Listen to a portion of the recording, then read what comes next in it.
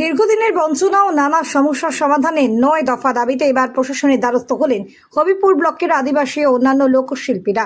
পশ্চিমবঙ্গ আদিবাসী লোকশিল্পী সংঘের হবিবপুর ব্লক কমিটির উদ্যোগে সমষ্টি উন্নয়ন আধিকারিকের কাছে একাধিক দাবি সংবলিত স্মারকলিপি তুলে দেওয়া হয় পশ্চিমবঙ্গ আদিবাসী লোকশিল্পী সংঘের হবিবপুর ব্লক কমিটির উদ্যোগে। এদিন রাইস মিল হাট থেকে র্যালি করে ব্লক প্রশাসনের আধিকারিক অফিসের সামনে জমায়েত হয়। প্রশাসনের বিভিন্ন বক্তব্য রাখেন সংগঠনের সদস্যরা। সংগঠনের অভিযোগ, প্রায় এক দশক ধরে তথ্য এবং সংস্কৃতি দপ্তরের তরফে লোকশিল্পীদের পরিচয়পত্রের জন্য নির্দিষ্ট ফর্ম দেওয়া বন্ধ রয়েছে। আগে আবেদন জমা পড়লেও বহু ক্ষেত্রে অডিশন না হওয়ায় প্রকৃত শিল্পীদের একাংশ এখনও পরিচয়পত্র পাননি। দ্রুত যাতায়াত করে যোগ্য সমস্ত শিল্পীকে পরিচয় দেওয়ার দাবি জানানো হয়েছে। একই সঙ্গে বাজার দরের সঙ্গে সামঞ্জস্য রেখে সাম্মানিক ভাতা বৃদ্ধির দাবিও উঠেছে। শিল্পীদের অনুষ্ঠানের সুযোগ বাড়ানো, শিল্পীর মৃত্যুতে পরিবারকে আর্থিক সহায়তা, প্রবীণ ও গুণী শিল্পীদের তত্ত্বাবধানে নবীনদের প্রশিক্ষণের জন্য কর্মশালা চালুর দাবিও জানানো হয়েছে।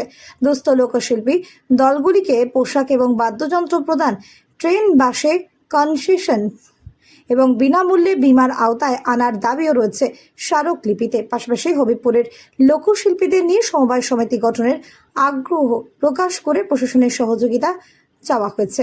দীর্ঘদিনের সমস্যার স্থায়ী সমাধানে প্রশাসন দ্রুত পদক্ষেপ করবে বলেই আশাবাদী পশ্চিমবঙ্গ আদিবাসী লোকশিল্পী সংঘ আমাদের শিল্পী সংগঠনের হবিবপুর ব্লক কমিটির পক্ষ থেকে আমরা হবিবপুরের বিডিও সাহেবের কাছে আমাদের যে সমস্যা ৯ দফা দাবি নিয়ে আমরা বিডিও সাহেবের কাছে গিয়েছিলাম এবং ডেপুটেশন আকারে আমরা আলোচনা করলাম। সেই আলোচনায় সুসংগতভাবে সমস্ত আলোচনা করার পর আলোচনায় আমাদের সন্তুষ্ট হয়ে আমরা বিডিও সাহেব আশ্বস্ত করলেন এবং যেসব দাবিগুলো আমরা জানিয়েছি সেই সব দাবিগুলো নিয়ে আলোচনা করে ডিএম সাহেবের কাছে আলোচনা করবেন এবং ঊর্ধ্বতন কর্তৃপক্ষের কাছে আলোচনা করে সমাধানের ব্যবস্থা করবেন, এই আশা রেখেছি। বিডিও অফিসে আমাদের এটাই বার্তা বিডিও সাহেবের কাছে যে আমাদের বহাল ভাতা বহুদিন থেকে সেই ১,০০০ টাকা করেই থেকে গেছে এবং আমাদের সরকার প্রতিশ্রুতি দিয়েছিল যে শিল্পী ভাতা বৃদ্ধি হবে, সে বৃদ্ধি হয়নি। এটা আমাদের ১ নম্বর দাবি, আমাদের বহাল ভাতা বৃদ্ধি করতে হবে। দ্বিতীয় দাবি, নতুন দিয়ে পুরাতন দিয়ে অনেক শিল্পী আমাদের এখনও বাদ পড়ে আছে।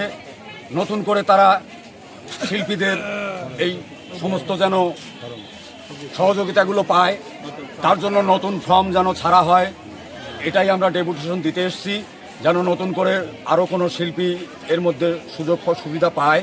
আমরা বিডিও অফিসে ডেপুটেশন দিতে এসেছি, বিডিও সাহেবের কাছে আমাদের আবেদন। আমরা আশা করছি প্রত্যেকেই যেন আমরা ভাতাটা পাই, কিন্তু ভাতাটা একবারে আমাদের ন্যূনতম কম হয়ে গেছে। আমাদের ভাতাটা বৃদ্ধি করলে ভালো হয়, অন্তত কম করে অন্তত ৪,০০০ টাকা করলে ভালো হয়। এটা আমার ব্যক্তিগত বা আমাদের সবারই মত। তাই আমাদের বিডিও অফিসে বিডিওর কাছে আবেদন বা আমরা অনুরোধ করছি যে আমাদের ভাতাটা যেন বাড়ানো হয়।